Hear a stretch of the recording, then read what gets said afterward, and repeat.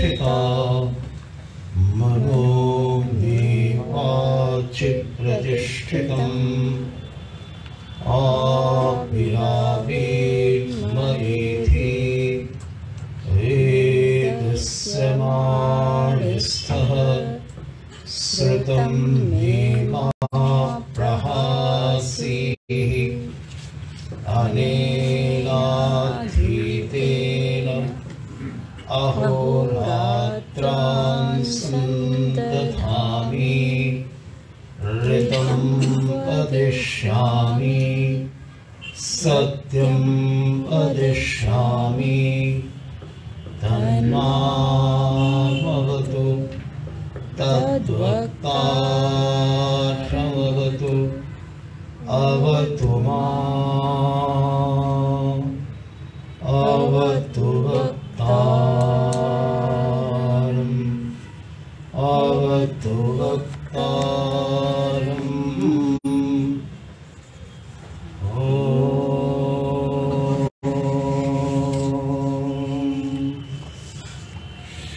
शांति शांति शांति समस्त जन कल्याणे निरतं करुणामयं नमामि चिन्मयं देवं सद्गुरुं ब्रह्मवेत्वरम् अज्ञानतिमिरान्धस्य ज्ञानाञ्जनशलाकया चक्षुरुन्मीलितं येन तस्मै श्रीगुरवे नमः। सच्चिदानन्दरूपाय विश्वोत्पत्त्यादिहेतवे तापत्रयविनाशाय श्रीकृष्णाय वयं नुमः। यं प्रव्रजन्तमनुपेतमपेतकृत्यं द्वैपायनो विरहकातरया जुहाव पुत्रेति तन्मयतया तरवोऽभिनेदुः तं सर्वभूतहृदयं मुनिमानतोऽस्मि। नारायणं नमस्कृत्य नरं चैव नरोत्तमं देवीं सरस्वतीं व्यासं ततो जयमुदीरयेत्। जन्माद्यस्य यतोऽन्वयादितरतः चार्थेष्वभिज्ञस्वराट् तेने ब्रह्महृदाय आदिकवये मुह्यन्ति यत्सूरयः तेजो वारिमृदां यथा विनिमयो यत्र त्रिसर्गो मृषा धाम्ना स्वेन सदा निरस्तकुहकं सत्यं परं धीमहि। धर्मप्रोज्झितकैतवोऽत्र परमो निर्मत्सराणां सतां वेद्यं वास्तवमत्र वस्तु शिवदं तापत्रयोन्मूलनम्। श्रीमद्भागवते महामुनिकृते किं वा परैरीश्वरः सद्यो हृद्यवरुध्यतेऽत्र कृतिभिः शुश्रूषुभिस्तच्छ्रणात्। निगमकल्पतरोर्गलितं फलं शुकमुखादमृतद्रवसंयुतं पिबत भागवतं रसमालयम्। मुहुरहो रसिका भुवि भावुकाः मुहुरहो रसिका भुवि भावुकाः। श्री कृष्णचंद्र भगवान की जय। भागवत भगवान की जय। सब संतन की जय। श्री सद्गुरुनाथ महाराज की जय। बाबा अखिलेश्वर महादेव की जय। ओम नमः पार्वती पतये हर हर महादेव। ओम नमो भगवते वासुदेवाय। क्षमा करना। ओम नमो भगवते वासुदेवाय। ओम नमो भगवते वासुदेवाय। ओम नमो भगवते वासुदेवाय।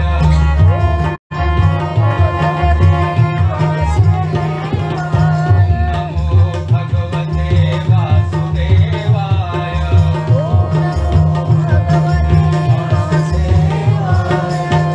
नमो भगवते वासुदेवाय। ओम नमो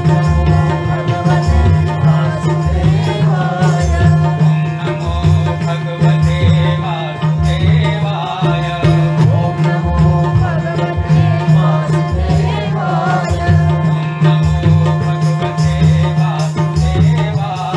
ओम नमो भगवते वासुदेवाय।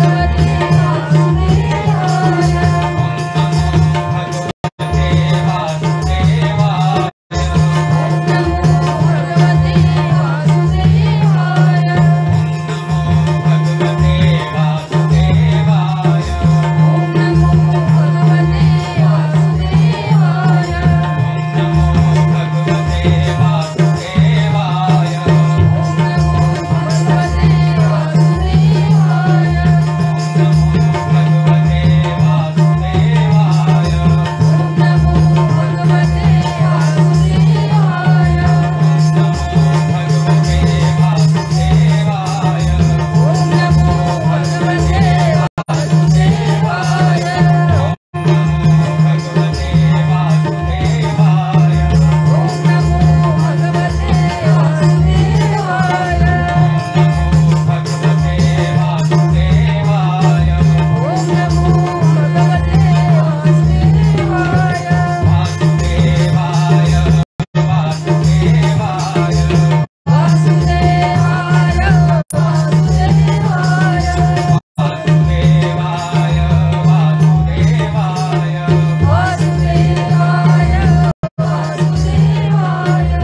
नमो भगवते वासुदेवाय।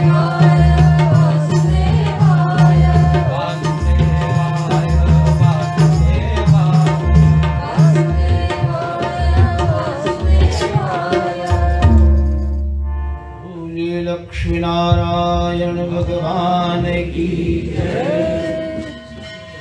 परम भागवत ध्रुव जी महाराज इसी मंत्र का जप करके परमात्मा को उपलब्ध हो गए। आज के समय में इस मंत्र का बहुत प्रचार है और बड़ा प्रभावशाली मंत्र है। मंत्र के अधीन देवता होता है। जप का बहुत महत्व है। अब ध्रुव महाराज आपने देखा कि माता सुनीति की भी मृत्यु हो गई और ध्रुव महाराज भी ध्रुव पद पर आसीन हो गए। अब इनके आगे का जो वंश चला उसमें एक उत्कल नाम के राजा हुए, लेकिन वो विरक्त थे। उसके बाद इनके अन्य कई पत्नियां हैं, उनसे अलग अलग एक भ्रमी नाम की पत्नी है, उनसे वत्सर नाम के पुत्र हुए। और उनसे आगे जब चला तो अंग, महाराज अंग। आप लोग जब श्रीमद् भागवत का पाठ करना तो घबराना नहीं नामों से। कई बार नाम से हम बड़ा घबरा जाते हैं, इतने नाम आ गए, तो आपको सब याद नहीं रखना। गुरु महाराज, वत्सर, अंग। महाराज अंग के कोई पुत्र नहीं हुआ और उन्होंने एक बार यज्ञ किया तो देवताओं ने उनकी दी हुई आहुतियों को, पुरोडाश आदि को स्वीकार ही नहीं किया। तो उन्होंने अपने पुरोहितों से पूछा कि ऐसा क्यों हो रहा है। और उस समय काल ऐसा था कि देवता स्वयं आकर के आहुति ग्रहण कर देते। तो उन्होंने कहा, महाराज संतान न होने के कारण इस जन्म में तो आपका कोई पाप नहीं है, लेकिन पिछले जन्मों के पाप के कारण ऐसा हो रहा है। देखो, एक सिद्धांत दिखाई देता है कि अगर जीवन में कुछ नहीं मिलता है तो उसको नहीं लेने का प्रयास करना चाहिए। मान लो पुत्र नहीं है, पुत्र या पुत्री नहीं है, तो संतोष कर लो तो अच्छा है। अन्यथा जितने भी कथा हैं, जिसने भी बहुत प्रयत्न करके पुत्र लिया है वो बहुत सफल, बहुत क्या कोई सफल नहीं हुआ। कहा महाराज दशरथ ने भी पुत्र नहीं थे तो पुत्रेष्टि है कि उनका पहले से रजिस्ट्रेशन था। भगवान ने कह रखा था कि 4 पुत्र, मैं आऊंगा आपके यहाँ। अब वो उन्होंने ब्याज में अनशन सहित दे दिया, वैसे अकेले कहा था मैं आऊंगा। ऐसे लोगों के लिए अलग विषय है भाई। 2 तरह के लोग हैं, एक है जिनके भाग्य में पुत्र है नहीं, एक है जिनके भाग्य में पुत्र है लेकिन थोड़ा पुरुषार्थ करने की आवश्यकता है या काल अभी नहीं आया है। इनका भेद कर लेना अलग अलग। लेकिन जिसने भी प्रारब्ध को अस्वीकार किया, इसका सीधा वाक्य कैसा बनेगा? प्रारब्ध को जिसने अस्वीकार किया और बलात् अपने प्रारब्ध के विपरीत कार्य किया, तो कहें क्या, उसकी अच्छी पिटाई। यथा आत्मदेवः। आगे आएंगे और एक महाराज हैं, उनकी कथा भागवत जी में ही है। उनकी अनेक पत्नियां थी, पुत्र नहीं था और बलात् उन्होंने महर्षियों को प्रसन्न करके और ले लिया। फिर उन्हीं विमाताओं ने उसको जहर दे दिया। तो जितने भी कथाएं ढूंढ ढूंढ के रखी गई हैं उनमें सब में ही रहता है। तो जो प्रभु ने दिया है उसको प्रसाद मानकर ग्रहण करो। वो भजन बहुत अच्छा है, जाहि विधि राखे राम ताहि विधि रहिए। वो बहुत सुंदर है, लेकिन वो बड़ा गंभीर दर्शन है, बहुत देर में समझ में आता है, जल्दी नहीं आता है। जल्दी तो ये है कि मुझे चाहिए, जैसे भी मिले लाओ। और अगर कहीं अधर्म का हाथ पकड़ लिया, आत्मदेव जी ने अधर्म का हाथ नहीं पकड़ा था, धर्म पूर्वक प्राप्ति की थी। अधर्म का हाथ पकड़ लिया तब तो फिर सर्वथा नाश हो जाएगा। उन्होंने अधर्म का हाथ नहीं पकड़ा था, इसलिए उनको गोकर्ण की उपलब्धि हुई और उनका मोक्ष भी हुआ। लेकिन जितने अंश में प्रारब्ध को उन्होंने पीछे करने का प्रयास किया था, उतने अंश में उनको कष्ट भी हुआ। तो महाराज अंग ने बहुत प्रयत्न करके एक पुत्र प्राप्त किया और उसका नाम था वेन। और ये एक ऐसा चरित्र है कि जिसका मोक्ष नहीं हुआ। कहते हैं भगवान से कोई द्वेष भी कर ले तो भी मुक्त हो जाता है। लेकिन ये क्या था, ये ईश्वर की सत्ता को स्वीकार कर पाने में असमर्थ हो गया। इसको बोलते हैं नास्तिक। तो कहा बेन के समान कोई अधम नहीं हुआ। गोस्वामी जी ने भी इसका उदाहरण दिया है। अब ये बेन ऐसा हुआ कि देखो बचपन से ही व्यक्ति के लक्षण प्रकट होने लगते हैं कि आगे क्या बनेगा। तो आपने एक कहावत बनाई, होनहार के होते हैं और दूसरे वाले के पात बड़े कांटे वाले होते हैं। तो ये प्रारंभ से ही पशुओं को सताने लगा, बच्चों को उठा करके कुएं में डाल देता था। माने इसने एक ही काम शुरू किया, सबको कष्ट देना। और बहुत प्रयत्न किया महाराज अंग ने इसका संस्कार करने का, लेकिन नहीं कर पाए। और अंत में वो कहते हैं कि वो लोग सुखी हैं जिनके पुत्र सपूत है तब तो ठीक ही है, लेकिन अगर पुत्र कपूत है तो वो लोग अच्छे हैं जिनको पुत्र नहीं है। ऐसा नहीं समझ लेना कि जिनको पुत्र है वो दुखी है। वैसे भारतवर्ष में इस समय एक बड़ी अच्छी बात हो रही है, जिनको केवल कन्याएं हैं वो बहुत सुखी हैं। और ये हम 20 वर्ष के 25 वर्ष के अनुभव से आपको कहते हैं। इस समय कोई ऐसा व्यक्ति हो जिसके पिता हो, जिसको केवल कन्याएं हो, तो वह बहुत सुखी है। कुछ सालों तक वो उसको बेचारा कहते थे, कहा तुम्हारे कोई लड़का नहीं है, तो बड़े दुखी आत्मा है। सब लोग उस पर दया करते, इसको कोई पुत्र नहीं, क्योंकि पुत्रियां यहाँ चली जाती हैं, अपने घर चली जाती हैं, तो अकेला रह जाता है। लेकिन अपेक्षा से अगर देखा जाए तो हम पितामह सदन में बहुत समय तक सेवारत रहे, तो मैं वहाँ देखता था कि बेटों का फोन आता था 1 तारीख से लगाकर 5 तारीख। अब वो आप समझ गए होंगे क्यों आता था। पहले तो बहुत अच्छे से पूछते थे, आपका स्वास्थ्य ठीक है और कैसे हैं आप, लेकिन बस कुछ ही क्षणों के बाद वो आ जाते थे कि वो पैसा ट्रांसफर कर दीजिए। लेकिन बेटियों का हाल क्या था कि वो कभी भी खाली हाथ नहीं आती थी, महीने में 2-3 बार पूछती थी। और जब भी पिता कहते थे उनके कि बेटा कुछ भेज दें, तो कहती बिल्कुल नहीं, आप बिल्कुल नहीं भेजना। और सच में उनका ध्यान रखती थी।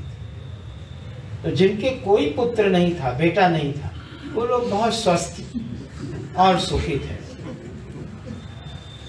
अब यहाँ पर वेद के कारण इतना दुखी हो गए। ये 15वां श्लोक है, अध्याय 14वां है। अब आप लोग आगे, बहुत आगे आ जाओ। 14 अध्याय में 15वें, लोकान विशोकान वितरति। कहते हैं वो लोग बहुत आनंद में रहते हैं जिनको सपूत होता है, लेकिन जिनको कपूत होता है वो तो उनके लिए तो नरक हो जाता है। ये जो जीव पुत्र है, और इस तरह धीरे धीरे उन्होंने, कहते हैं एक दिन रात्रि में उठे और चले। अब प्रश्न किया विदुर जी ने कि इतने अच्छे राजा के ऐसा लड़का कैसे हुआ। प्रश्न तो बनता ही है, जब पिता धर्मात्मा है तो बेटा दुरात्मा कैसे हुआ। भाई कहीं पर भी देखो तो आम से आम ही होता है ना। यह सिद्धांत कहीं मिटता नहीं है। कारण और कार्य का जो सिद्धांत है कहीं मिटता नहीं है। होता यह है कि पुत्र की उत्पत्ति में 2 लोग कारण होते हैं, एक माता और एक पिता। तो पिता के वंश में या माता के वंश में कोई ऐसा जरूर होता है जिसके संस्कार उसमें आते हैं। आप ऐसा मत सोच लेना कि वो बिना कारण के वो कार्य उत्पन्न हो गया है। माने कोई दुष्ट हुआ है तो उसके दोष कहीं से आए हैं। तो अंग की जो पत्नी थी उनका नाम था सुनीता, वो मृत्यु की कन्या थी और अपने नाना का जो गुण थे वो उसमें आए थे, इसलिए वो बेन इतना दुराचारी हुआ। जैसे धुंधकारी था तो उसमें उसकी माता के गुण आए थे, क्योंकि अगर कार्य दिख रहा है तो कारण जरूर होगा। अब जब महाराज अंग चले गए राज्य छोड़कर तो सारे जो अराजक तत्व थे वो सब इकट्ठे होके आ गए। आज आपके उत्तर प्रदेश में इतनी शांति है तो उसका क्या कारण है? बात सब तो ठीक है, कारण क्या है? कारण ये है कि एक प्रशासक शासक ऐसे बैठे हैं, बस अब शासक हट जाए तो कितना उपद्रव है। तो इस राज्य में भी बड़ा उपद्रव हुआ तो प्राय लोग एक प्रश्न करते हैं और हमारे मुख्यमंत्री जी महाराज, योगी जी महाराज, उनको बार बार ये प्रश्न पूछा जाता है, आप साधु होकर के, ये तो इसमें लिखा है देखो, सारे साधु इकट्ठे होके आए। जब सामान्य दशा व्यतीत हो जाती है और क्षत्रिय संभाल नहीं पाते हैं किसी कारणवश, तो ये सदा से परंपरा रही है कि सत्ता के सूत्र ऋषिगण ले लेते और जब भी कोई योग्य अधिकारी प्राप्त हो जाता है तो पुनः उसको पकड़ा देते। यहाँ पर सारे संत इकट्ठे होके ऋषि सब आए और उन्होंने इनकी जो माता है उन्होंने उस शरीर को तेल में सुरक्षित रखा था, तो उसका मंथन किया गया। अब देखो ये कितना पुराना ग्रंथ है और क्लोनिंग कब शुरू हुई होगी पता नहीं है। आप इसको देखो, इसमें माता का आश्रय नहीं लिया गया, केवल बेन के शरीर को उन्होंने किया है और कहा महाराज कि बेन मरा कब, ये आपको तो बताया ही नहीं। कहा मरा ही था, इसको मारा भी ऋषियों ने था। महाराज मर्डर भी करते हैं, ये भी आरोप है, इतने मार डाले। हुआ ये था जब ये बहुत अत्याचार करने लगा, महाराज अंग चले गए थे तो बेन को राजा बनाया ऋषियों ने, तो ये बहुत अत्याचार करने लगा तो एक बार समझाने आए तो ये समझा नहीं, तो यहाँ लिखा है कि हुंकार की और ये मर गया। महात्माओं की हुंकार बहुत भयंकर होती है, तो ये मारा नहीं उन्होंने, वो मर गया और मर गया वो चले गए तो फिर से अराजक तत्व तो बहुत बढ़ गए। एक तो महाराज अंग गए थे तो अराजक तत्व आए थे तो वेद को बिठाया और वेद के कारण अराजक तत्व तो चले गए, लेकिन राजा ही अराजक हो गया। अब जो है आप कई बार ऐसा होता है, आप जिसको सुरक्षा के लिए लाओ तो अगर फिर बाद में उसी से सुरक्षा ढूंढो तो ये तो बहुत मुश्किल हो जाएगा। अब वेन ही, यहाँ वेन का चरित्र ऐसा है, वो कहता है, ये संवाद भी सुनने लायक है, बड़ा अच्छा है, हमने छोड़ दिया था लेकिन विस्तार कर देते हैं। वो महात्माओं को क्या कहता है, कहा तुम लोग पतिव्रता स्त्री की तरह व्यवहार तुम्हारा नहीं है, तुम अपने जैसे कोई स्त्री हो वो अपने पति को छोड़कर अन्यों से ग्रहण करे, जार पति से। ऐसे मैं तुम्हारा स्वामी हूं, मैं तुम्हें सब कुछ देता हूं और तुम उसको ईश्वर को भजते हो जिसको तुमने देखा ही नहीं है, तो तुम सती साध्वी पत्नी की तरह कार्य क्यों नहीं करते? माने अपने पति से जिससे संरक्षण प्राप्त कर रहे हो उसकी सेवा नहीं करते हो, और किसकी सेवा कर रहे हो? जिसको देखा भी नहीं है। और राजा में सारे देवता होते हैं। यहाँ देखो श्लोक है, इसमें लिखा है सर्वदेवमयो नृपति। नृप जो होता है वो कैसा होता है? सर्वदेवमय होता है, उसमें सभी देव होते। 27वां श्लोक है 14वें अध्याय का। देहे भवन्ति नृपते सर्वदेवमयो नृपः। राजा में सर्व देवता होते हैं, आप हमारी पूजा करो। अब आप लोग जब आहुति दिया करो तो वीणाय स्वाहा, नारायणाय स्वाहा मत किया करो, या इंद्राय या सोमाय मत किया करो, बोला करो वीणाय स्वाहा। ऋषियों ने बहुत समझाया लेकिन उनको बहुत गुस्सा आया, तो जब गुस्सा आया तो भस्म हो गया। लेकिन इसकी माता बहुत चतुर थी, ऋषि तो चले गए लेकिन उसने उसका शरीर नष्ट नहीं होने दिया। अब जब महात्मा लोग फिर से अराजकता से परेशान हुए तो फिर आए और आ करके इसके शरीर का मंथन किया। तो जब मंथन किया तो पहले निचले भाग का मंथन किया, पैरों का, तो वहां से एक पुरुष उत्पन्न हुआ।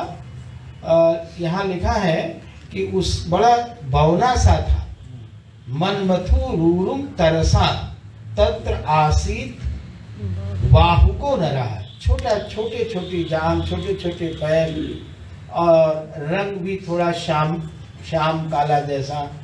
तो लेकिन उसने बड़े विनम्र भाव से कहा, बताइए मैं क्या करूं? तो उन्होंने कहा तुम बैठ जाओ, कुछ मत करो, निशील बैठ जाओ। तो उसका नाम पड़ा नैषाद। और फिर ये जीवन भर इसने मदद की। महाराज आगे पृथु का जन्म होगा तो महाराज पृथु के बड़े भाई कहलाए। इन्होंने वन में रह करके राज्य में बड़ा योगदान दिया, तो ये वनवासी आदिवासी में शामिल हो गए। और अगर केवट लोग चाहें तो अपना तादाद में कर ले इससे, क्योंकि निषाद है। बैठने से क्या बोल दिया गया? निषाद। तो ये कहाँ रहते हैं? तो कहा ये वनों में रह करके, यहाँ तो कुछ और लिखा है, कहाँ कहाँ आप हटाओगे शास्त्र से, क्या क्या हटाओगे? देखो यहाँ लिखा है, तस्य वंस्यास्तु नैषादा गिरिकानन गोचराः येनाहरहत् जायमानो येन कल्मषमुल्लरणम्।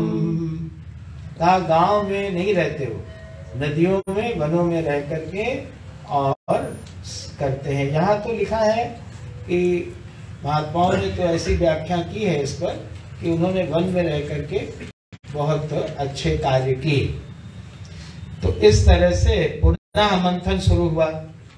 इस बार मंथन किया उन्होंने भुजाओं का। जब भुजाओं का मंथन किया तो दाहिनी बाईं दोनों, दाहिनी भुजा से एक पुरुष और बाईं भुजा से एक स्त्री, माने दो संतानें उत्पन्न हुई। ये साक्षात भगवान ही, यहाँ एक शब्द दिया भागवत भगवान ने, भुवन पालिनी कला। भगवान की जो पोषक पुष्ट करने वाली कला है, जगत का पोषण करने वाली, तो भगवान नारायण ही लक्ष्मी जी के साथ आए। तो दाहिनी भुजा से जिनका प्रादुर्भाव हुआ उनका नाम पड़ा पृथु, और बाई भुजा से जो लक्ष्मी के अंश हैं उनका नाम पड़ा अर्ची। ये पृथु शब्द जो है, संस्कृत में जितने शब्द होते हैं उनके अर्थ होते हैं। प्रथनात् पृथु, जो जिनका बहुत विस्तार हुआ, जो विस्तृत है, उनको बोलते हैं पृथु। ये भगवान के अवतार हैं।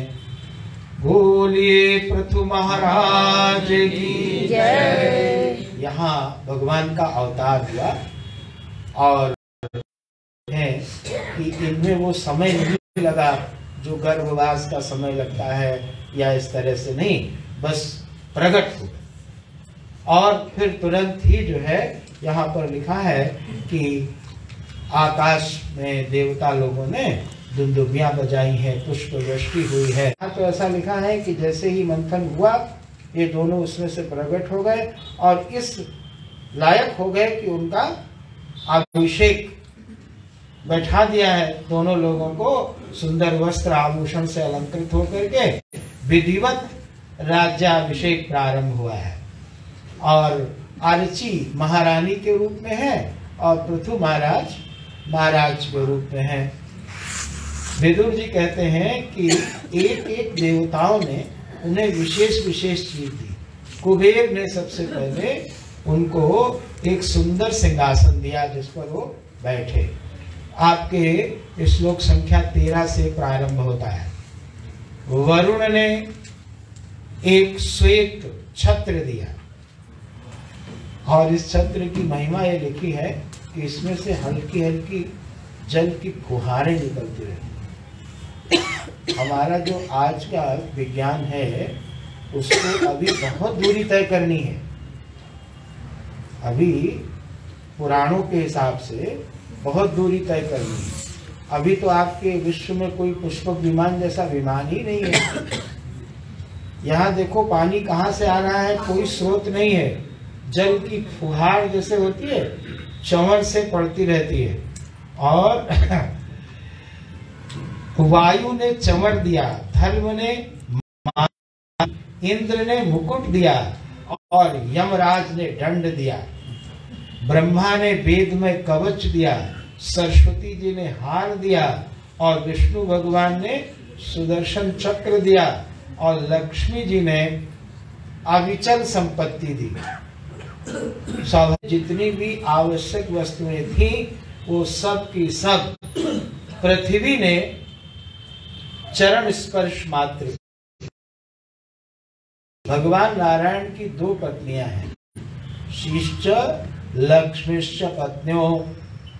पुरुषोत्तम पढ़ते हैं ना, तो श्रीश्च लक्ष्मीश्च पत्न्यो। ये जो लक्ष्मी जी हैं श्रीदेवी ऐसे बोलते हैं, श्रीदेवी। और शायद ही किसी ने बनाई हो, लिखा है कि ऐसी पादुकाएं हैं जिन पर पैर रखो और जहां पहुंचना हो पहुंच जाओ। अब देखो, कभी हमने सुना था, गुरु जी के मुख से सुना था कि विज्ञान ऐसा प्रयास कर रहा है कि वो आपको ऊर्जा, विशेष ऊर्जा में बदल देगा और आप जहाँ चाहो वहाँ पहुँच जाओगे। जैसे फैक्स आपने बनाया, अन्य चीज़ें बनाई, अब पता नहीं अभी कहाँ तक पहुँचे हैं लोग, लेकिन यहाँ लिखा है और वो आप पढ़ो। वो लिखा ये है, ये कपोल कल्पित मत समझना। कुछ समय तक तो ये भी कपोल कल्पित समझा जाता था। जब अब विचार करो, आज से कुछ 100 वर्ष पूर्व जब ये कहा जाता होगा कि संजय ने आंखों देखा हाल बताया, ये दूर श्रवण और दूरदर्शन पंडित जी का दिमाग खराब है। पक्का ऐसा ही बोलते होंगे। लेकिन शास्त्र में जो लिखा है, जैसे लिखा है वो वैसे ही सत्य है। लेकिन जब आप उसका शोध करके और प्रत्यक्ष कर लेंगे तब आप माने। अब भाषा है, आप अपने हिसाब से, आपका यंत्र होगा जिसमें आपने पैर रखा तो पहुंच गए। और आकाश के जो अभिमानी देवता हैं उन्होंने देखो क्या दिया, पुष्पों की माला दी। वेदांत में कहा जाता है आकाश पुष्प, मिथ्या को सिद्ध करने के लिए बोलते हैं। तो नित्य नूतन पुष्पों की माला। और हमारी जो मालाएं होती हैं जो हमें पहनाई जाती हैं, इनको नूतन रखने के लिए फ्रिज में रख देते हैं और उसके बाद तो अब क्या करें, कैसे नूतन तो रखना है, लेकिन ये कैसी है, नित्य नूतन है। वो माला दी। और फिर यहाँ और एक हमारे लिए चुनौती है, अंतर्धान सामर्थ्य। बैठे बैठे अंतर्धान हो गए। कहा ये भी अभी शोध का विषय है। तो यहाँ लिखा है कि अंतर्धान की सामर्थ्य भी दी उनको। ऋषियों ने अनेक शक्तियां दी। आरंभ किया तो महाराज ने रोक दिया। उन्होंने कहा अभी तो मैंने कुछ किया नहीं। हमारे जीवन में दो तरह के लोग होते हैं। एक हमारी आलोचना करने वाले, निंदा करने वाले। एक होते हैं जो हमारी प्रशंसा करने वाले। तो इन दो में से दोनों के प्रति कैसा व्यवहार होना चाहिए? आलोचना या निंदा करने वाला अगर सही कह रहा है तो आप सुधार लो, और अगर गलत कह रहा है तो ध्यान रखो कि ये आ न जाए कहीं। इसी संदर्भ में कभी कहा गया, निंदक नियरे राखी। हर समय वो हमें सावधान करता रहता है। लेकिन ये जो प्रशंसा करने वाले हैं, ये बहुत निकट प्रिय लगते हैं और बहुत हानिकारक होते हैं, क्योंकि प्रशंसा जो है वो हमारी आगे की यात्रा को रोक देती है। हमने बचपन में एक कथा सुनी थी, एक चित्रकार था, उसका लड़का भी चित्रकार हुआ।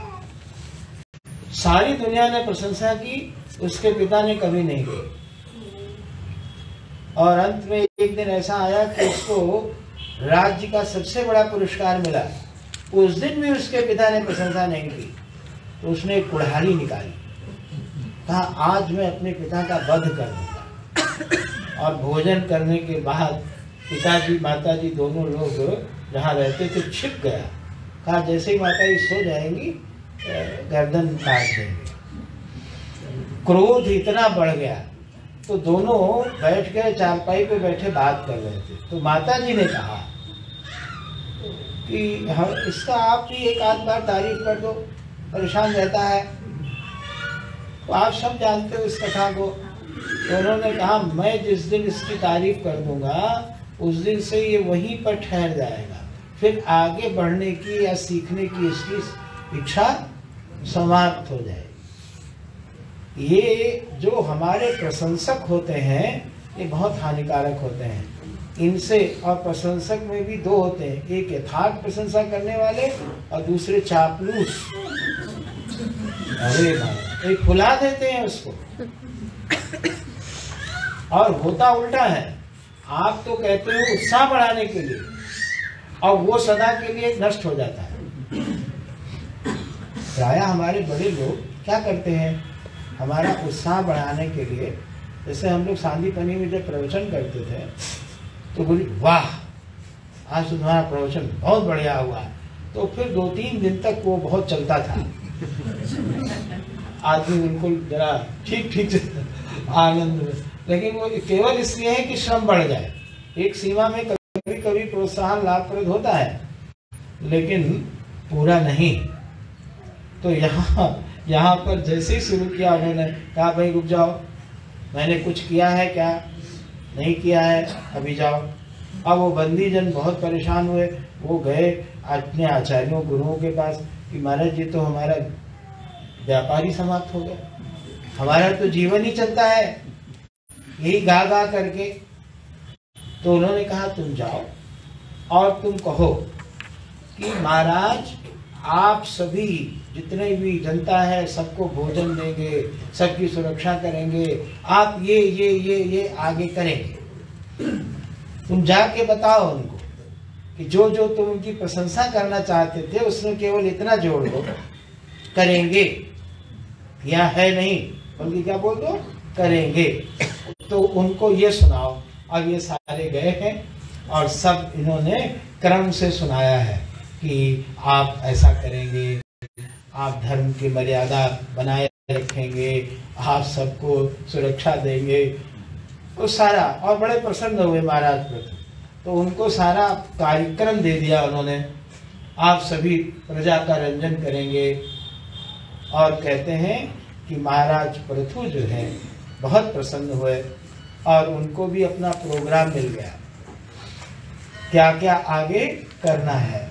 अब एक बैठे हैं तो सारे लोग आए अपनी प्रार्थना लेकर कि प्रभु हम सब लोग तो भूख से पीड़ित हैं, अन्न हमारे पास प्राय समाप्त है। तो उन्होंने कहा तुम लोग कृषि करो, क्यों नहीं करते।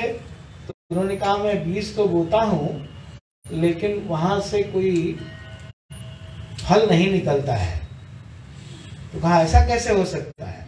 कहा ऐसा इसलिए हुआ कि वेद महाराज के अधर्म के कारण पृथ्वी ने अपनी सारी उर्वरा शक्ति को अपने में समेट लिया। तो महाराज जी को क्रोध आया है और उन्होंने अपना धनुष बाण उठाया और कुपित होकर के जैसे ही संधान किया है तो पृथ्वी गौ का रूप लेकर के उनके सामने आई। वो तो उनकी भार्या ही है, लेकिन इस अवतार में भार्या नहीं माना उन्होंने। इस अवतार में पृथ्वी, ये जो पृथ्वी शब्द हम बोलते हैं ना, ये इन्हीं के कारण पृथ्वी बोलते हैं। पृथु की पुत्री होने के कारण उनको बोलते हैं पृथ्वी। तो इस अवतार में उन्होंने क्या माना उनको? पुत्री, क्योंकि इस अवतार में वो राजा बन के आए। वैसे राजाओं के लिए शब्द आता है भूपति, राजाओं के बारे में आता है भूपति। आप भी जब कोई रजिस्ट्री कराते हो तो फिर लैंड भूपति लेकिन असल में पति तो केवल प्रभु ही हैं। तो क्या करना है? क्या किया उन्होंने? कहा देखो महाराज, हमने सारी चीजें छिपा ली, ये बात नहीं है। अधर्म के कारण वो ये व्यवस्था हुई है। अब आप सारी भूमि को समतल कराइए और आप जितनी भी चीजें हैं सब दोहन कर लीजिए। तो जैसे यहाँ का दोहन करते हैं तो गाय को पहले घास आदि देकर पुष्ट करते हैं, फिर वत्स होता है तो वत्स से वो पहना जाती है और फिर दूध निकाल लेते हैं। उसी तरह से महाराज पृथु ने मनु आदि को वत्स बना करके उपजाऊ बनाया और विधिवत जो कुछ भी चाहिए था वो सब उन्होंने ग्रहण किया। और पृथ्वी का को बेटी बनाने का क्या अर्थ है? देखो, भारतवर्ष में बेटी का धन, बेटी की वस्तु पिता ग्रहण नहीं करता। उसको हर तरह संरक्षित करता है लेकिन ग्रहण नहीं करता। आज के काल में कई बार ग्रहण करना पड़ता है तो भी लोग उसके एवज में कुछ न कुछ देते रहते हैं, नहीं तो भावना यही रखते हैं। मान लो बहुत ही ज्यादा दिक्कत आती है आज के समय में तो कई बार बेटियों के यहाँ रहना भी पड़ता है, लेकिन उनके हृदय में सदा ये रहता है और वो एक तरह से प्रार्थना करते रहते हैं कि इसका कल्याण हो, कल्याण हो। माने कहीं ना कहीं स्वीकार नहीं करते, अंदर से एक धारणा बनी हुई है। तो उन्होंने क्या किया, जो शासक है उसको एक संदेश दिया गया यहाँ राजा को कि वो भोग्य न समझे, पृथ्वी को अपना भोग्य न समझे, उसका संरक्षण कैसे करे? पुत्री की तरह, और फिर उसको अर्पण कर दे प्रजा को। इसका अर्थ ये, और ये महाराज आदि महाराज कहलाए। इन्होंने ही ग्राम, नगर, पट्टन, शहर और पूर्वे, इन सब की स्थापना की। जो आज आप देख रहे हैं, जो कुछ भी धीरे धीरे उसमें विकास हुआ, संवर्धन हुआ, लेकिन ये व्यवस्था देने वाले ये थे। और यहाँ लिखा है कि राजा के दो कार्य हैं, एक कार्य है सुरक्षा देना और एक कार्य है वृत्ति देना। हमारे आदरणीय प्रधानमंत्री के ऊपर एक आरोप लगता रहता है कि वो बड़े बिजनेसमैन हैं, जहाँ जाते हैं वहाँ बिजनेस फैला देते हैं। तो ये राजा का काम है, दो काम है राजा के, एक है सुरक्षा और दूसरा है वृत्ति। वृत्तिदः, वृत्ति देवे माने जनता को, अपनी प्रजा को रोजगार दे, जीविका वृत्ति दे, ये राजा का काम है। हाँ, एक जरूर है कि बहुत फ्री जो है वो नहीं देना चाहिए, नहीं तो लोग जो हैं वो पहले से ही काम नहीं करना चाहते हैं और फिर बड़े आराम से खाते रहेंगे। फिर हाँ, वो केजरीवाल और कोई क्या, सारे बाल खराब है। असल में सबको क्या चाहिए? हमारा पृथु को वोट तो चाहिए नहीं। ये लोग तो बेचारे हैं ना, क्या करें? मैंने किसी को भी बाप कहना पड़ता है, जीवन भर जिसको गरियाते रहे उसको भी बाप कहना पड़ता है। अब वो मजबूरी है, क्योंकि इसमें तो बहुमत से राजा होता है ना। अब बहुमत जिसके पास है उसी के पास है, तो लेना तो पड़ेगा। तो महाराज पृथु ने सारी प्रजा को प्रसन्न कर दिया, धन धान्य से भर दिया सारा ऐश्वर्य। और अब उन्होंने यज्ञ प्रारंभ किए। पहले पूर्व समय में प्रजा को समृद्ध करने के लिए यज्ञ, तीर्थ स्थानों का विस्तार करते थे। दिन भर काम करा के आप कुछ दो, परिश्रम के प्रति आदर हो।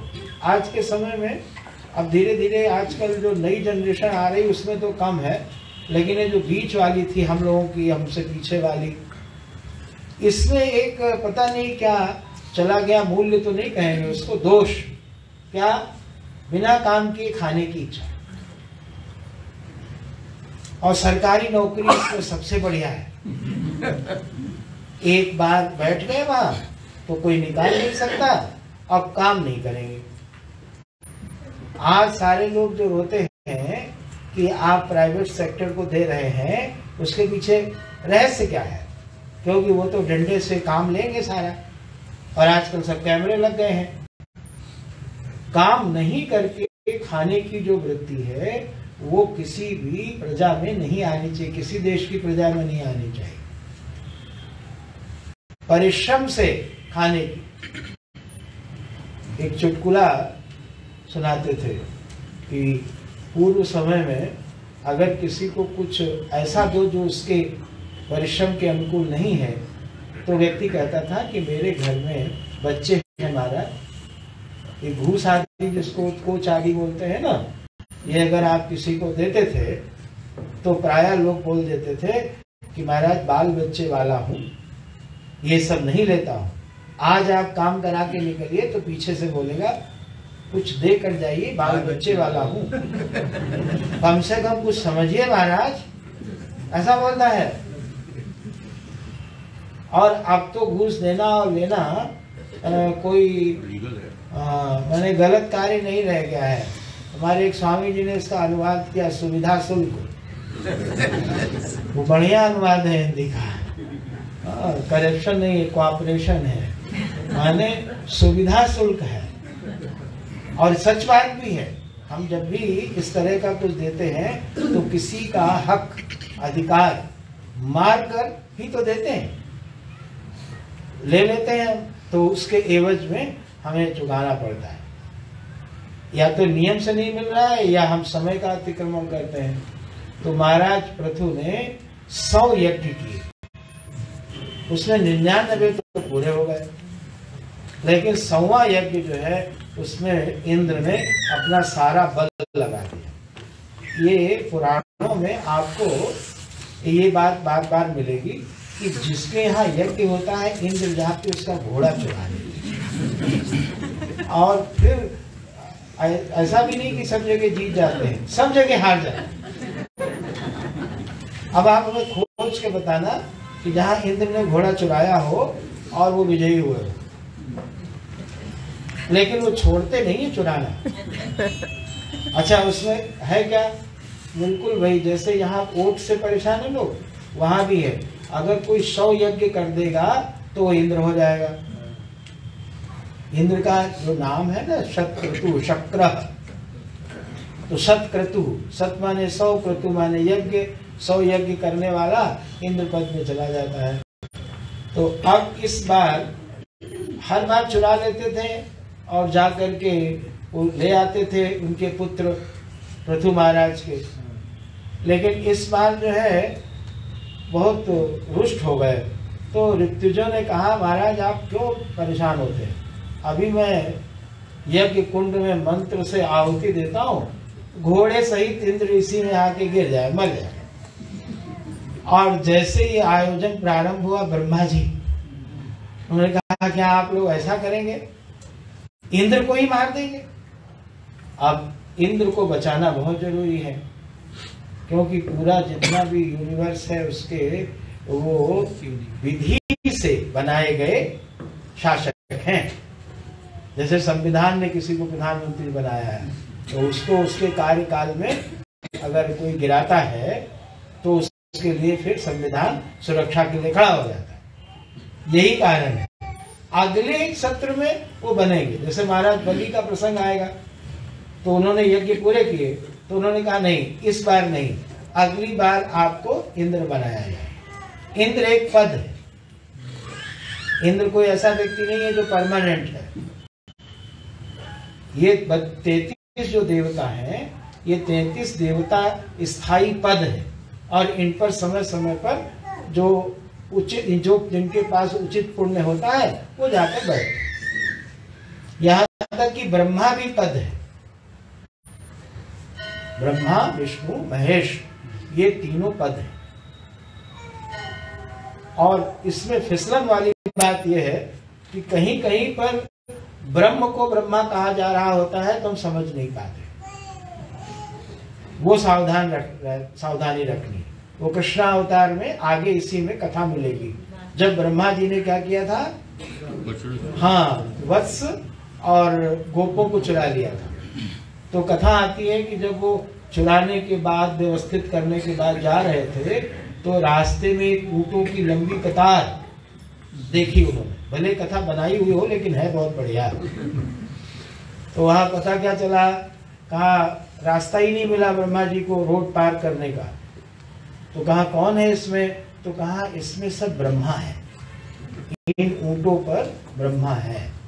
और कहाँ जा रहे हैं, कहा वो ब्रह्मांडों में सप्लाई किए जा रहे हैं।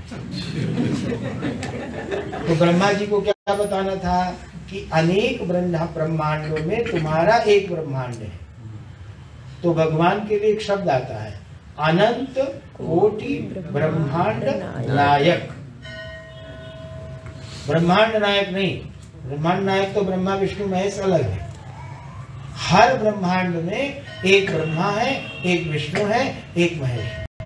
लेकिन एक सारे ब्रह्मांडों को मिला करके भी ब्रह्मा विष्णु महेश है। और फिर उन तीनों का एक रूप है, उसको बोलते हैं परब्रह्म। ऐसी व्यवस्था सनातन धर्म में है। इसको खूब बढ़िया से बिठा लेना चाहिए। और नाम तीनों के एक है। इनको भी ब्रह्मा कहते हैं, उनको भी ब्रह्मा कहते हैं, और कभी कभी ब्रह्म को भी ब्रह्मा कह देते हैं। तो प्रकरण के अनुसार, संदर्भ के अनुसार, कहने वाले की विवक्षा के अनुसार ये होगा कि एक ब्रह्मांड वाले हैं, कि अनंत कोटि ब्रह्मांड वाले हैं, ये जानना पड़ेगा। अब महाराज ने जैसे ही ब्राह्मणों ने आहुति डालने का प्रयत्न किया, ब्रह्मा जी आते हैं और वो महाराज पृथु को कहते हैं कि क्या आप 99 से संतुष्ट नहीं है? ये 99 संख्या भी बड़ी जोरदार है। कहा आप इससे संतुष्ट नहीं है? क्या आपको इंद्र बनना है? कहा नहीं, हमें कुछ नहीं बनना है। तो कहा फिर तुम क्यों कर रहे हो, मान जाओ। तो हमारे बड़े स्वामी जी कहते थे तुम 99 पर नॉट आउट, माने ऐसा नहीं आउट नहीं हुए हो, तो ऐसा अनुभव मत करो, तुम विजयी हो। तो 99 पर भाई आउट हो जाना और नहीं आउट होने बड़ी बात है। तो उसके बाद यहाँ पर लिखा है कि भगवान प्रकट हो जाते हैं उस यज्ञ में। और जब भगवान ही आ गए तो फिर क्या है, भगवान का यहाँ स्वरूप वर्णन है और खूब आशीर्वाद देते हैं। ये जरा 24वें श्लोक में आ जाइए। जब भगवान की स्तुति करते हैं कौन, महाराज पृथु। पढ़िए 24वां, क्या बढ़िया सुंदर है। न कामये नाथ तदप्यहं क्वचिन् न यत्र युष्मन् चरणाम्बुजासवः महत्तमान्तरहृदयान्मुखच्युतो विदतस्व कर्णायुतमेष मे वरः। 20वें अध्याय का 24वां श्लोक है। कहते हैं न कामये नाथ तदपि अहम क्वचित, मुझे कुछ नहीं चाहिए। जैसे भरत जी कहते हैं इसी प्रयागराज में जब आते हैं ना, तो भरत जी ने क्या कहा, हाँ, अर्थ न धर्म न काम रुचि गति न चाहूं। जन्म जन्म जन्म रति राम पद यह वरदान वह वरदान। दान। वैसे ही वो भी कहते हैं मुझे मोक्ष पद की इच्छा नहीं है, मुझे क्या चाहिए, बस मुझे तो महापुरुषों के मुखार बिंदु से जो आपकी कथा रूपी अमृत निकलता है वो सदा मुझे मिलता है। मैं अपने कर्ण रंध्रों से उस कथा पीयूष का निरंतर पान करता रहा, और इसके लिए आप मुझे, यहाँ लिखा है 10,000 विदधस्व कर्णा आयुतम। हाँ, आयुतम माने 1000, तो 10,000 कान देने की कृपा करें। तो 10,000 कान कहाँ लगाएंगे? तो आपको अगर 0 वाट का बल्ब लगाना हो तो उस होल्डर में 500-400 का नहीं लग सकता है, या 1000 का नहीं लग सकता।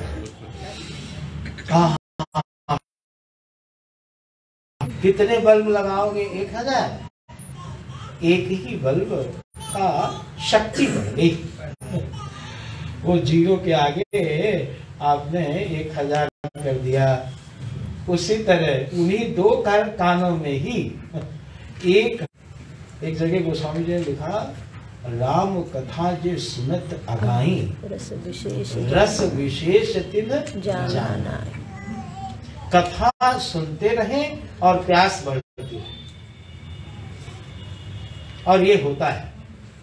आप लोग वर्षों वर्ष से वही कथा सुनते हैं, लेकिन क्या तृप्ति हो गई? बिल्कुल नहीं, होनी भी नहीं चाहिए। क्षुधा बाढ़े नित नहीं, रोज रोज रोज रोज और सुनने की इच्छा होती है। अगर सही बात चल रही है, स्वास्थ्य ठीक है, तो फिर ये बात पक्की है, से पूरा ही हो गया। मैत्री जी कहते हैं, विदुर जी, इस प्रकार महाराज पृथु का यश चारों तरफ, उनका नाम ही है पृथु, प्रथनाथ पृथु, और भगवान सभी का आशीर्वाद दे करके पधार गए। अब राज्य कर रहे हैं।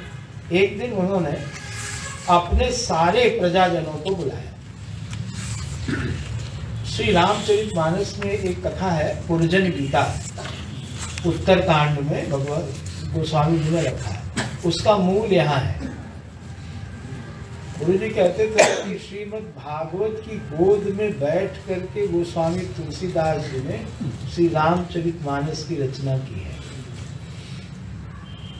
कथा तो मूल शिव जी से आई, लेकिन कथा का जो उन्होंने विस्तार किया, आधार लिया, वो है श्रीमद् भागवत का।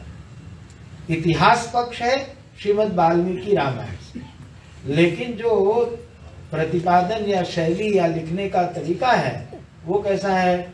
वो श्रीमद् भागवत का है। यहीं से उन्होंने पुरजन गीता को लिया। जैसे वहां भगवान श्री राम सभी अयोध्या वासियों को बुलाते हैं, यहाँ पर महाराज पृथु बुलाते हैं और बहुत सुंदर सुदीर्घ प्रवचन करते हैं।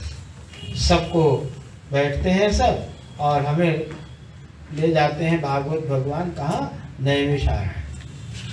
और वहाँ शौनक जी सूत जी से प्रश्न करते हैं। सूत जी ले जाते हैं सुखदेव जी के पास, और सुखदेव जी ले आते हैं मैत्रेय ऋषि के पास में। यहाँ विदुर जी बोलते हैं कि महाराज जब सभा उन्होंने बुलाई तो ये कहाँ पर, और देखो ये पृथु महाराज जो है इसी गंगा यमुना के मध्य क्षेत्र में इनका निवास था। तो बोलते हैं वो कि उन्होंने प्रवचन प्रारंभ किया है, और उनके प्रवचन का मूल सार सर्वस्व ये है। वो कहते हैं कि एक पहला श्लोक पढ़ लीजिए, ये अध्याय 21 का 21वां श्लोक। राजोवाच सभ्याश्रुता भद्रं वसाधवो यातिहागताः सत्सु जिज्ञासुभिर्धर्मम् आवेद्यं स्वमनीषितम्। कहते हैं महानुभावों सज्जनों, आप सब पधारे तो आपको धन्यवाद। असल में श्रोताओं का बहुत धन्यवाद होता है। आपको तो हम अंतिम दिन धन्यवाद देंगे, लेकिन आज ही आपको मिल गया।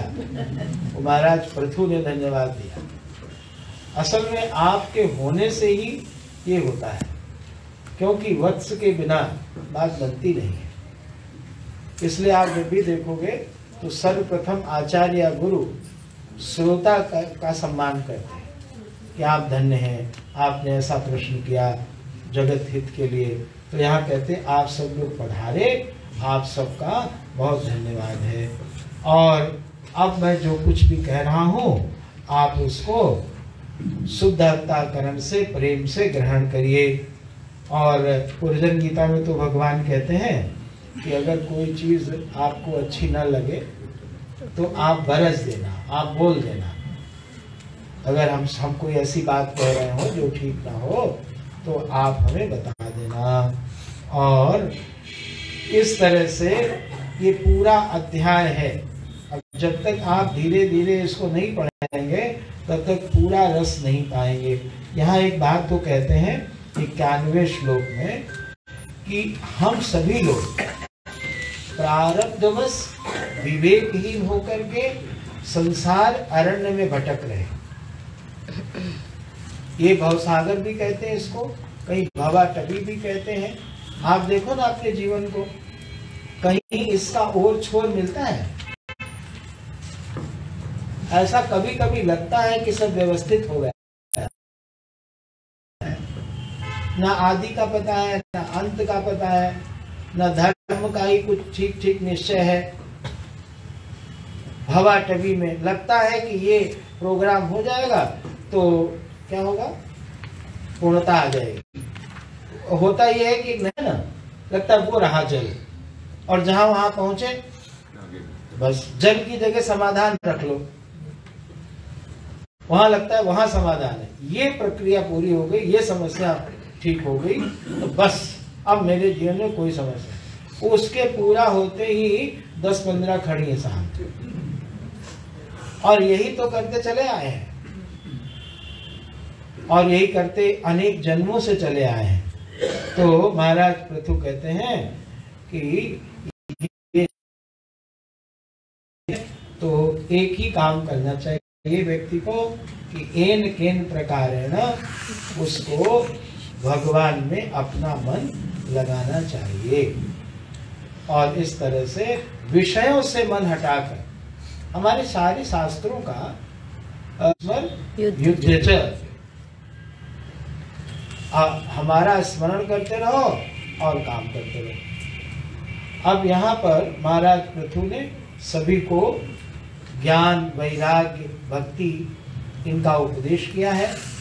और वो कहते हैं कि जो पिता, ये आगे भी आएगा यहाँ भी आएगा, जो पिता अपने पुत्र को धर्म और अध्यात्म से नहीं जोड़ता, और जो पुत्र या पत्नी माने कोई भी संबंधी अगर है तो संबंधी तभी है जब वो अपने संबंधी को इस कल्याण के पथ पर ले जाने में सहायता करे, प्रत्यक्ष या परोक्ष। लेकिन जो इसमें सहायता नहीं करता है वो असल में मित्र नहीं है, शत्रु है। तो वो माता पिता भी धन्य हैं और वो पुत्र भी धन्य हैं जो एक दूसरे की सहायता करते हैं। हम सब लोग यात्री हैं, पथिक हैं, और हम लोगों का कर्तव्य क्या है? एक दूसरे की यात्रा को सुखद बनाना, सफल बनाना। मित्रता शत्रुता करना ये नहीं है। हम दूसरे को, सामने वाले को थोड़ा सा आगे बढ़ा दें और वो भी हमें बढ़ाए। परस्परम भावयन्तः श्रेयः परम अवाप्स्यथ। एक दूसरे का कल्याण करते हुए आगे बढ़ें। अब इस प्रकार से उपदेश किया है। एक दिन की घटना ऐसी घटी कि सब लोग बैठे हैं और उसी सभा में आकाश मार्ग से 4 कुमार, वैसे तो सबको लगा तेज,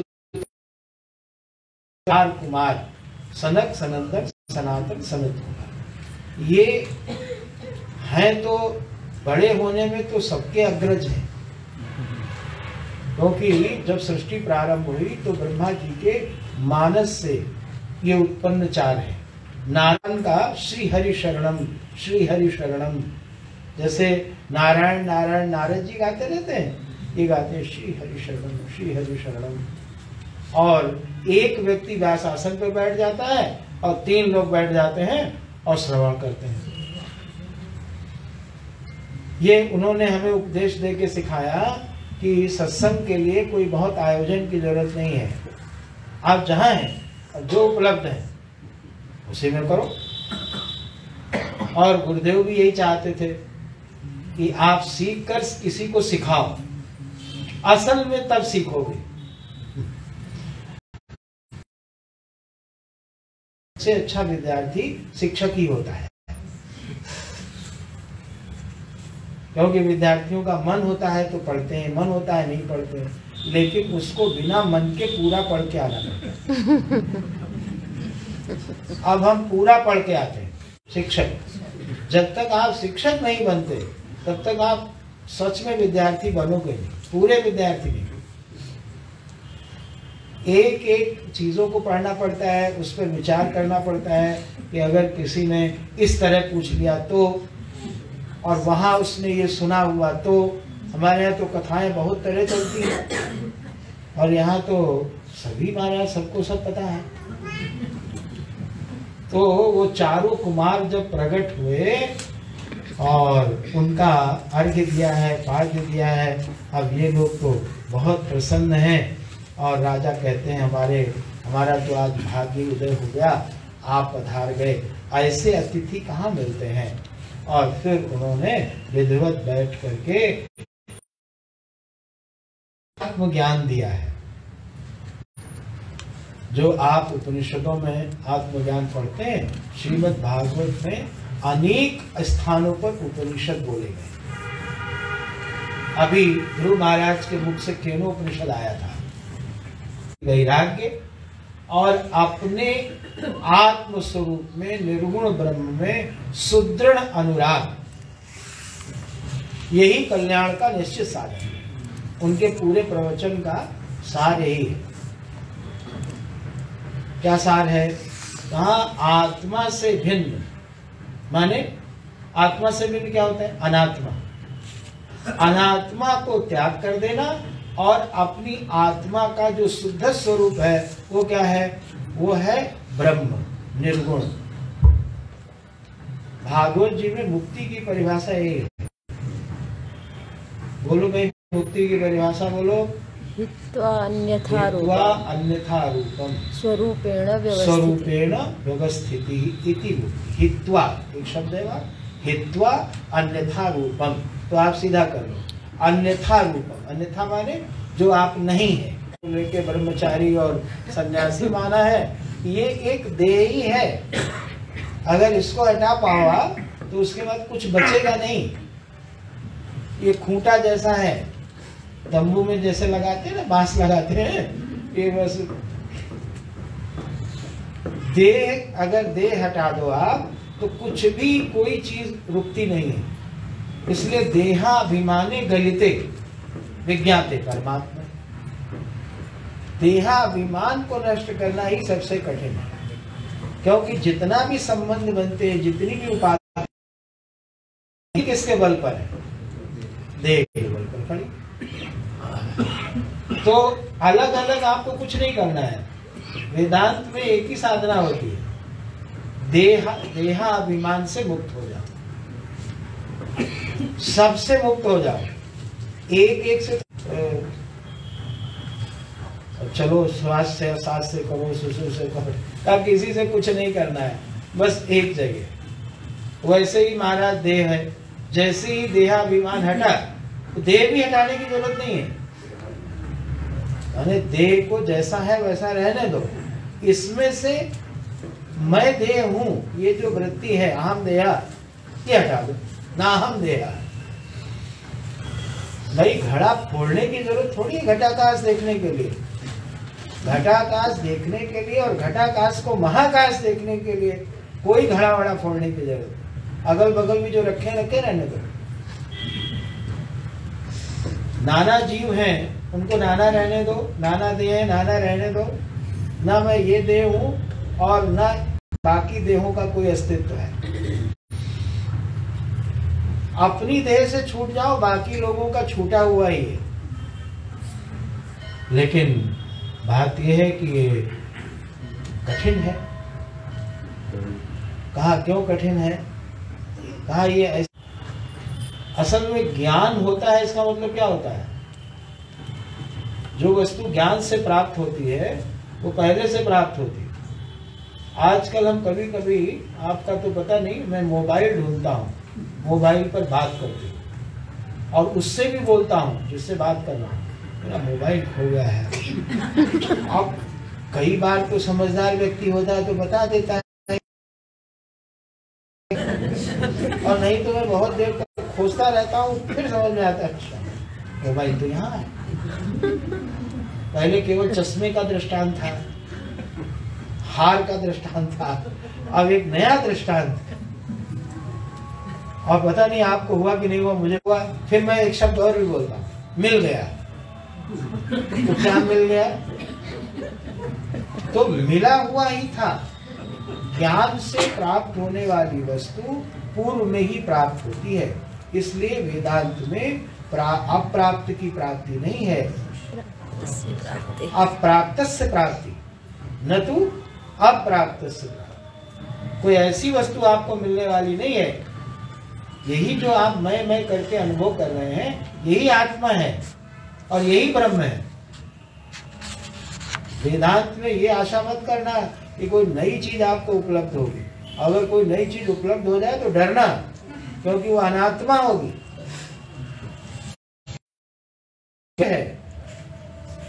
हित्वा अन्यथा रूपम स्वस्वरूपेण व्यवस्थिति इति मुक्ति ही, इसको मुक्ति बोलते हैं। और महाराज इन सब कार्यों के लिए सबसे पहले क्या करना पड़ता है? तो कहा इलाज भी हो थोड़ा थोड़ा और इधर पधारो। अब ये महाराज इन लोगों ने जब ज्ञान दिया तो महाराज ने 37वें श्लोक में क्या कहा वो देख लीजिए, फिर मैं पूरा करूं। हाँ, 22वें अध्याय का 37वां श्लोक। ये कथाओं में ऐसे ही चलते हैं, ये उछल उछल के जोर जोर से चलते हैं। देहेन्द्रिया सुधिष्णयात्मभिरावृत्तानां यक्षेत्र वित्रपतया हृदि विश्वकाभिः प्रत्यक्षकास्ति भगवान् तमेवेहि सोऽस्मि। प्रत्यक्षकास्ति भगवान् तमेतम् अवेहि सोऽस्मि। तमेवेहि सोऽस्मि। कहते हैं राजन, ये जो देह है, इंद्रिय है, प्राण है, बुद्धि है, अहंकार है, ये सब का सब जो प्रकाशित हो रहा है, वह सब प्रकाश और प्रकाशक, ग्राह्य और ग्राहक। देखो इंद्रियां हैं ग्रहण करने वाली, और शब्द स्पर्श रूप रसगंध क्या है? ग्रहण किए जाने वाले। तो उनको बोलेंगे ग्राह्य, और जो ग्रहण कर रहे हैं उनको क्या बोलेंगे? ग्राहक। तो ग्राह्य ग्राहक जो कुछ भी है वो सब का सब क्या है? तो कहा वो सब का सब तुम हो। सब तुम हो और तुम ही वह हो। ये जरा उलट के बोला, ऐसे आत्मा ब्रह्म है और ब्रह्म ही आत्मा है। तो वो बोलते हैं प्रत्यक्षकास्ति, वो जो भगवान है उसी को भगवान भी बोलते। भगवान हमारे हृदय में क्या हो रहा है? चकास्ति माने प्रकाशित हो रहा है।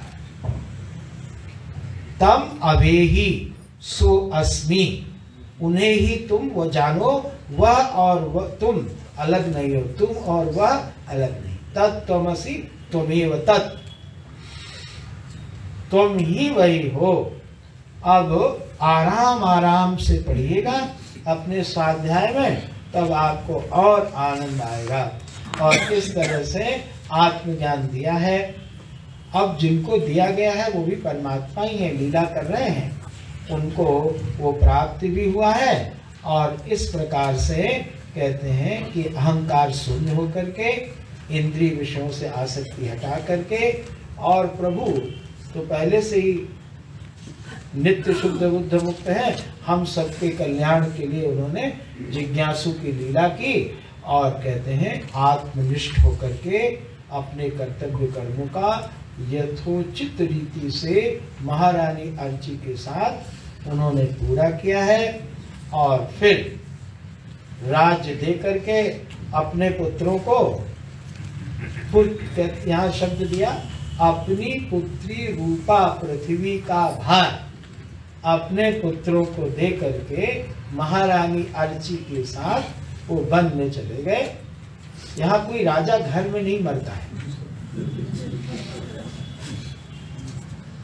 पहले ये एक परंपरा सी थी कि लोग जब मरने वाले होते थे, हाँ, हर शाम को हम मरने की बात कर देते हैं, तो मरने वाले होते थे तो हॉस्पिटल में कहते थे घर ले चलो। और अब क्या हाल होता है, वो कहा, डॉक्टर ने कहा कि अब ये बचेंगे नहीं, तो धीरे से बुलाया उसने अपने बेटे को, कहा दूसरे नर्सिंग होम में चलो, तो ये डॉक्टर जो है अच्छा नहीं है, निराशावादी है। अब वो वेंटिलेटर पर मरना चाहते हैं। पहले लोग छोड़ देते थे कि नहीं नहीं वो घर ले चलो या कोई तीर्थ में ले चलो, हमें यहाँ नहीं मरना है हॉस्पिटल में। लेकिन आजकल कुछ देहाशक्ति ज़्यादा कुछ बढ़ी हुई लगती है, उसको लगता है कि शायद और जी जाऊँ, शायद और जी जाऊँ, जबकि वो देख रहा है कि 100 के ऊपर कोई जा ही नहीं रहा है, सारे बैट्समैन 70-80 में आउट हो जा रहे हैं, लेकिन उसे लगता है कि मैं तेंदुलकर हूँ। कुछ है भी भाई, हाँ, हमारे यहाँ भी है कानपुर में कुछ लोग 95-97, उनको देख देख कर प्रेरित होते रहते हैं। 75-80 तक पूरा हो जाता है। लेकिन अब कहा महाराज ये अब व्यक्तिगत है, हाँ व्यक्तिगत है। तो महाराज जो है उन्होंने लीला संवरण किया है। और अर्ची ने भी, अर्चिर नाम महारागी तत्पत्नी अनुगता वनम, वो भी उनके साथ वन को गई थी और साथ में ही उन्होंने शरीर छोड़ दिया पतिदेव का ध्यान करते करते, और वो अपने परमात्मा स्वरूप में लीन हो गए। माता जी भी लक्ष्मी स्वरूप में लीन हो गई। और इस प्रकार से महाराज पृथु का ये पावन चरित्र यहाँ पूरा होता है। यहाँ एक चीज लिखी है, अप्रजा सुप्रजस्तमो, अगर कोई व्यक्ति को संतान नहीं हो रही है तो अब लिखा है इसमें 3 बार सुनता है तो उसकी भाग्य में अगर संतान है तो वो व्यवधान समाप्त होकर उसे प्राप्त हो जाता है। देखो एक बात तो है, इतना सामर्थ्य तो कर्म में है, मनुष्य योनि में ये सुविधा आपको है, जो चीज आपके भाग्य में नहीं है वो भी आप प्राप्त कर सकते हो। फिर से बोलूं, फिर से बोलता, जो चीज आपके भाग्य में नहीं है, पूर्व से निर्धारित नहीं है, वो भी आप प्राप्त कर सकते हो। लेकिन उससे सुख मिलेगा ये गारंटी नहीं। इसकी गारंटी नहीं दी जा सकती, क्योंकि अधिकांश दृष्टांत मिलते हैं कि लोगों को दुखी मिला है।